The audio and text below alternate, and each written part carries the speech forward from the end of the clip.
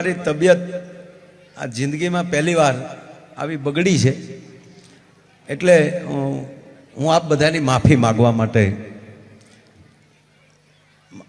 મારો કોઈ એવો ઈરાદો નથી કે હું અહીંથી જ્યારે નીકળી શકું, પણ આપ બધાને હું ખૂબ ખૂબ દાતાઓને પ્રણામ કરું છું, તમામ વડીલોને પ્રણામ કરું છું.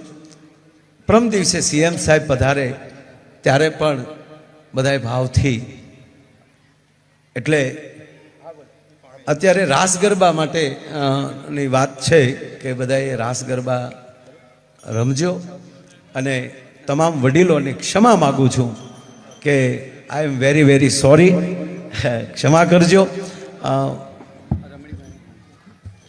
હલો,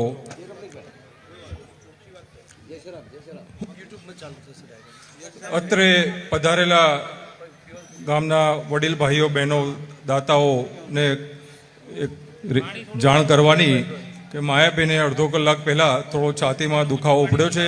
પ્રાથમિક ટ્રીટમેન્ટ આપણે એમને આપી દીધી છે અને ઇસીજીને બધું જોવડાયું મોટા હોસ્પિટલમાં, તો થોડું એમને મોટા હોસ્પિટલમાં શિફ્ટ કરીને આગળની એક કાર્યવાહી કરવી છે.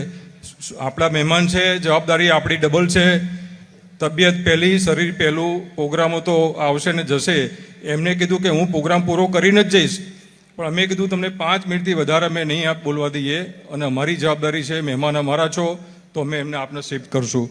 તો માયાભાઈ આપ ચિંતા કરશો નહીં, બધાના આશીર્વાદ છે, બધાના આપણે બહુ સારી રીતે ટ્રીટમેન્ટ થશે અને બધું સરસ થઈ જશે.